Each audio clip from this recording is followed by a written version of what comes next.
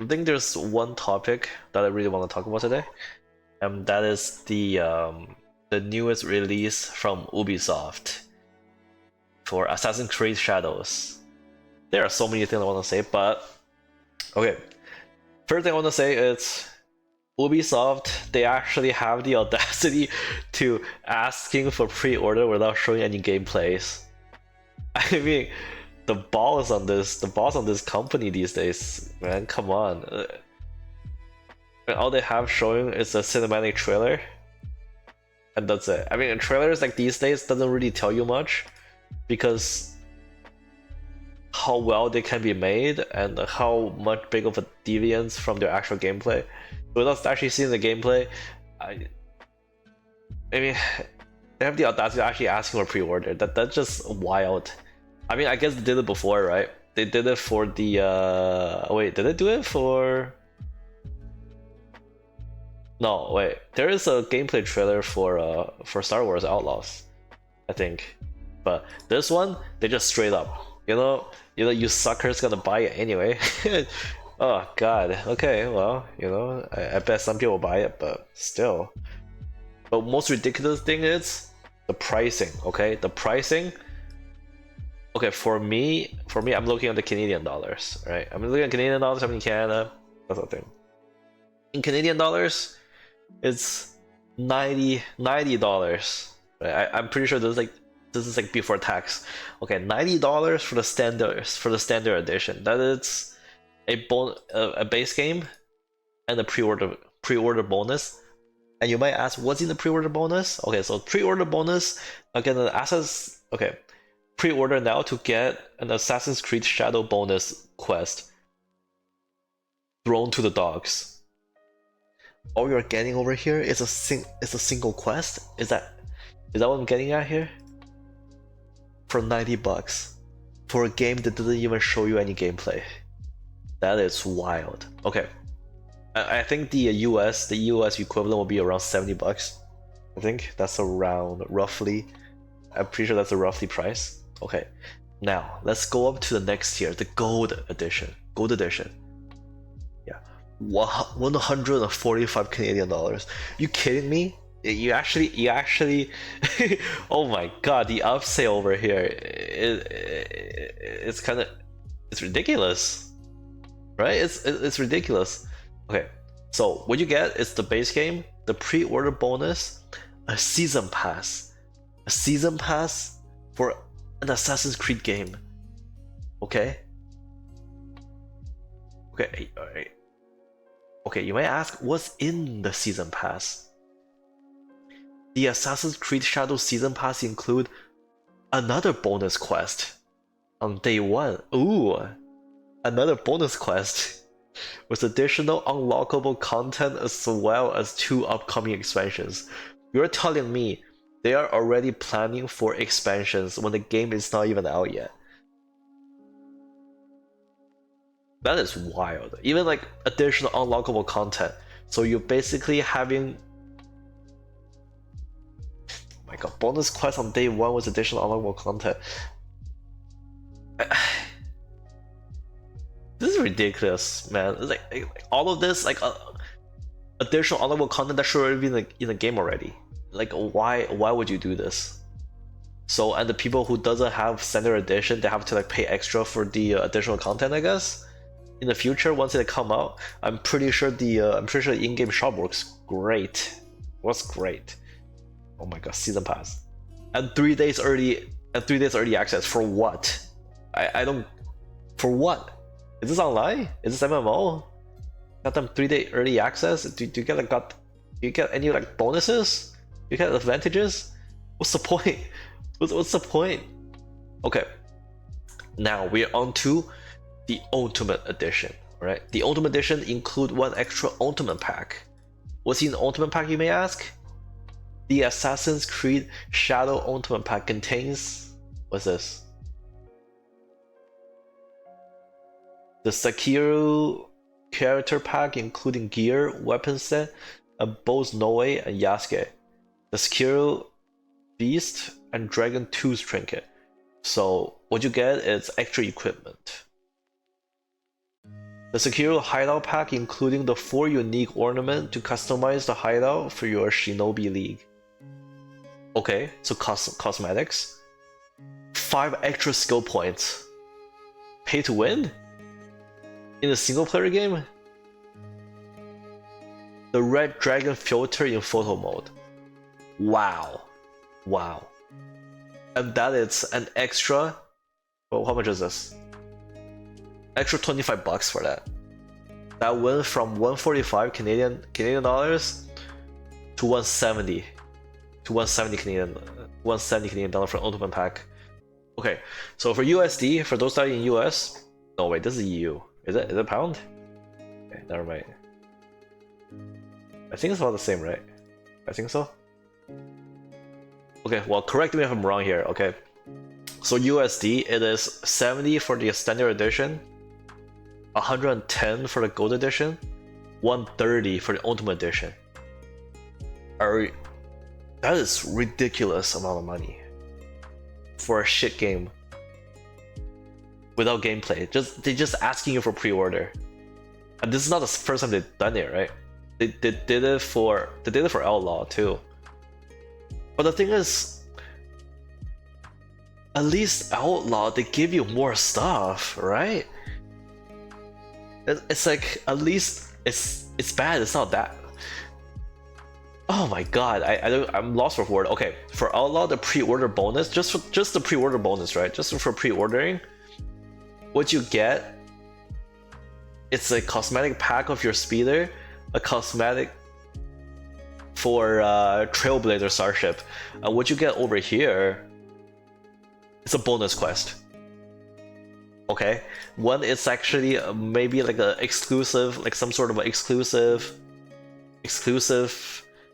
I don't know, cosmetics that you can show off. But here you just get a stupid ass bonus quest. I mean, maybe it's a good bonus quest. I don't know. I don't know what the gameplay is like, so I have no idea. Jeez. Okay. And of course, I mean, sorry, you also got season pass. But what's in the season pass? Although season pass include 2 DLC that will be released after launch. Keep exploring the Star Wars universe. Outlaw, new quest, new world to discover. Okay. The Java's Gambit exclusive mission available at launch. The render feature additional cosmetics. So basically, the season pass also features more cosmetics and like exclusive quest. Right? What do you have over here? What do you have over here? Just quest. Just bonus quest on day 1. Just bonus quest on day 1. That's it. That's it. No cosmetics whatsoever in the standard pre-order edition or the gold edition. So you're pre-ordering, all you get is some quest, and that's it. Are you guys getting some quest? Okay, the ultimate pack, you get some cosmetics, but the Star Wars one, you get a digital art book at least. Yeah? Oh. I mean, for $20 more, what you're getting is a cosmetic bundle, okay? And well, 2 cosmetic bundles and a digital art book. I will say the digital art book itself, I guess it kind of worth $20 if you're into that kind of a collection thing. But over here, all you're getting is a stupid cosmetics and skill points. And goddamn skill points, seriously? I mean, might as well just rob people. Sheesh. Okay. Here's the kicker, alright? Here's the kicker. All of this, you know, is right beside a blue highlighted section that's called Day 1 with Ubisoft Plus. And what's the price for that? 20 Canadian dollars per month or 18 US per month, okay? And this includes everything in the Ultimate Edition. So basically, what they're trying to tell you to do, it's, you know, yeah, we charge a lot of money for those things. So that's why it's a better deal to give us $20 a month and get Ubisoft Plus. That's pretty much it. This is basically a scam to get you to subscribe to your Ubisoft Plus, and that's it. That's it. There's no game. There's nothing. There's not doesn't matter what it is. They just want to get you to subscribe. You know why they want you to subscribe? it's because $20 a month may not seem as much. And you know why that is? Because even people even like joining gym members, they just don't go. They just keep paying and they just don't go. They're the same thing, right? Even though you might not use it, you just pretty much once you subscribed, you might just forgot about it. You might just forgot about it. It's like, oh, okay, just like when you look at your bill, it's like maybe $20 compared to every other like charges. It doesn't seem like much, right? It doesn't seem like much, and that's how they keep you there. It just like it's just chipping away your wallet basically. And for them and for Ubisoft, this is gonna be like a steady stream of income for them. Right? Like, what's game gonna do, right? What's game gonna do? I don't know. You buy it once, and they can't get any more money out of you. That's basically it. You know, that's so compared to this $20 a month, it's equivalent to like what? How many months you're gonna pay to get the equivalent of Ultimate Edition?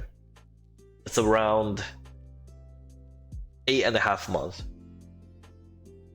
So after 8.5 months, you're gonna get the worth of the Ultimate Edition. And during that, and are you actually gonna cancel it? I mean, after you finish the game, are you actually gonna cancel it? You know what? I bet they made the canceling process extremely tedious. Right?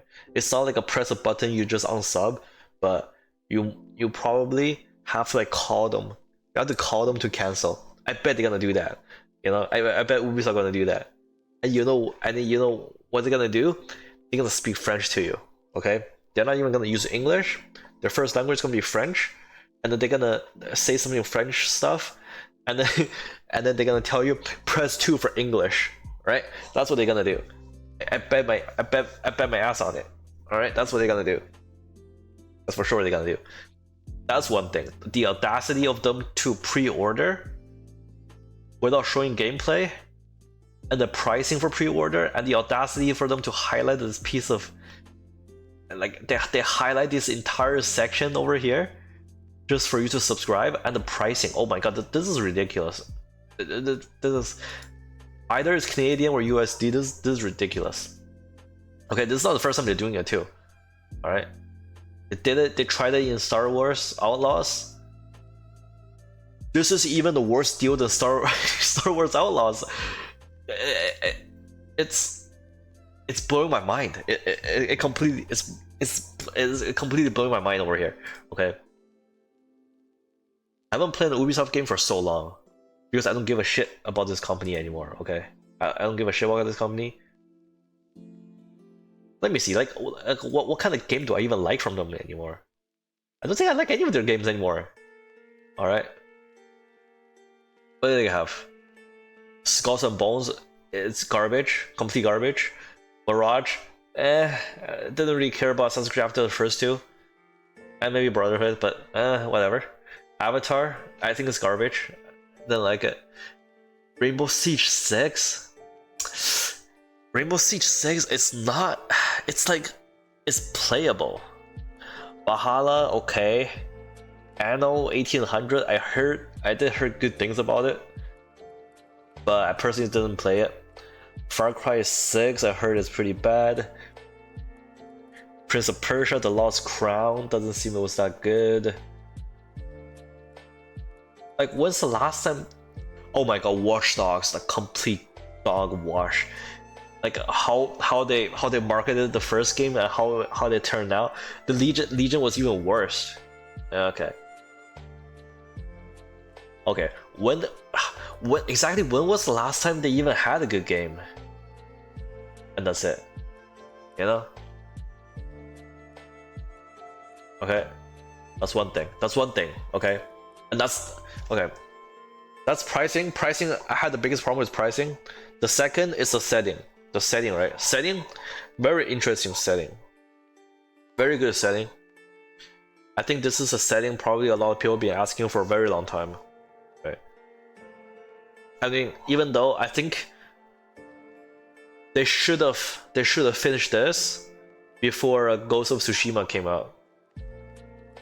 But compared to that, I think Ghost of Tsushima is gonna be a better game. But anyway, okay. So the setting they're using two protagonists. I'm not sure how they're gonna be played, because God forbid to release a gameplay video, right? Are they gonna be co-op, or do you have like some sort of assistance system, or like I don't know what kind of system that is. Okay, so you got two. One is Noe, the daughter of a famous shinobi, Fujibayashi Nagato, which is, I don't know why they use her instead of just play as Fujibayashi Nagato. I don't know. I mean, and Yasuke. I mean, Yasuke, it's so vague. I mean, all of Assassin's Creed figures are pretty vague, but if you want to keep Yasuke as a sort of an NPC in the background that's kind of involving the story, then fine. But having him as a samurai, it isn't true. Because in the previous Assassin's Creed games, like any of those like historical figures, they're more of a NPC or side roles. That's kind of, they're like using some sort of a historical moments that weaves into the whole Apple of Eden storyline, right? It's kind of like okay, so if you view, okay, so it basically means that if you view a historical event from the game narrative point of view, what will happen, that kind of thing. But to play as an actual historical figure that actually existed and kind of twisted on his history, it just seems wild, right? Because Yasuke, he is like, whether he's a samurai or not, wasn't sure. I think it points mostly towards not being a samurai. He's more of a retainer, more like a bodyguard, or friend to Oda. So it's like it's more like Oda Nobunaga. He's more like fascinated by Yasuke than having Yasuke as a more of a prominent figure, I would say. I think they have like more of a friendly terms or not, and Oda Nobunaga just like to show off, just like to show Yasuke off because he will be considered exotic. Oops, sorry. Right? He make him do like party tricks. That is so demeaning. That is so demeaning. And I think he's just mostly like a party trick, and basically it. I mean, whether he's, I don't get it. He was like he wasn't a samurai. Of course, like Oda Nobunaga can appoint him as a samurai, but still, it just doesn't make any sense.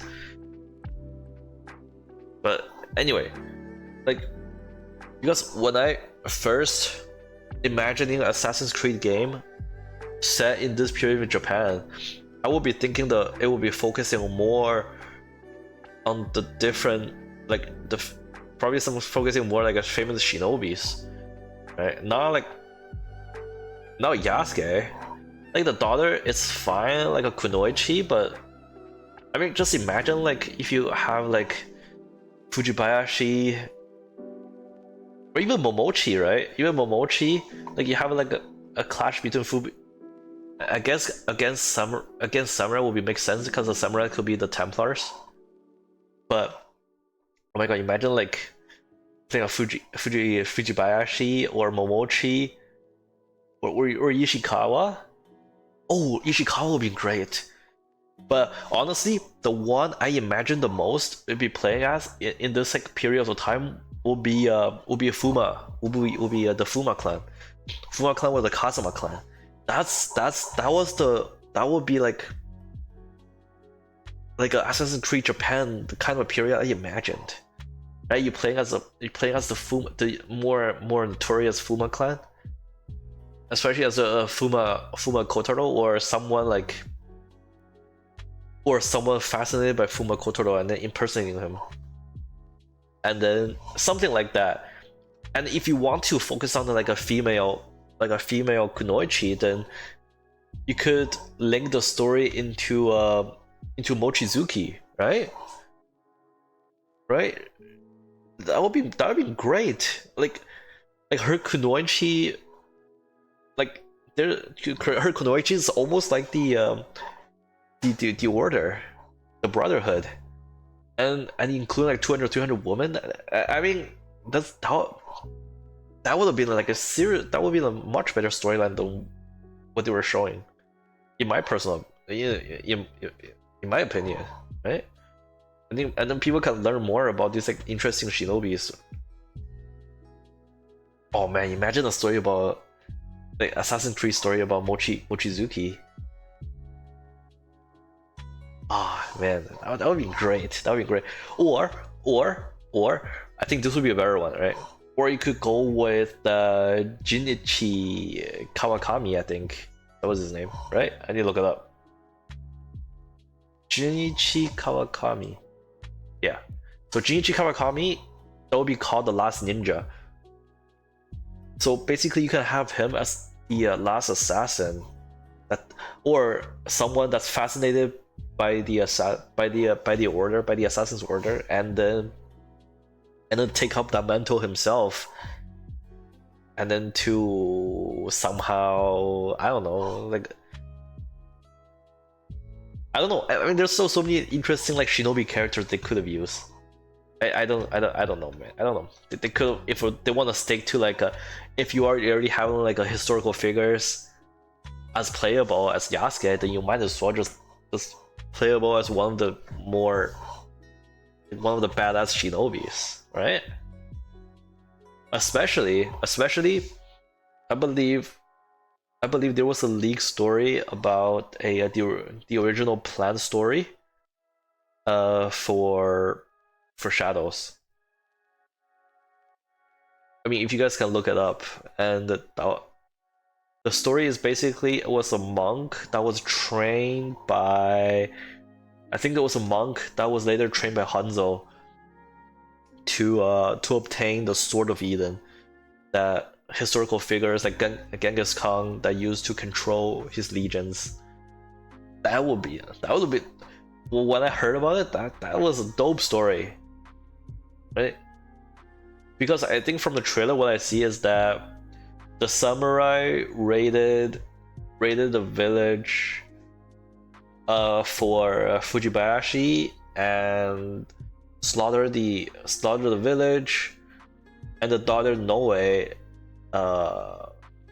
survived, and she saw Yasuke in the flames that was cutting down the villagers, which I don't think he was ever in combat to begin with, right? I think he was more of a intimidating bodyguard that's standing beside Oda. Anyway, and then somehow they cross paths again, they form some sort of alliance, and then they start fighting people. Like, why is Yasuke even fight? I mean, it's so obvious it's him, right? Because he's the only. He is way taller than anyone else, and his skin color. So is everyone gonna think, like, is he killing other?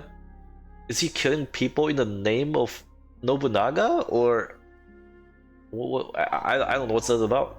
I have no idea. But anyway, doesn't matter what it is.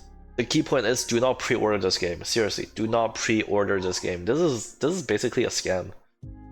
To me, this is a scam. Okay, it's just a scam. Do not pre-order. And that's my last message.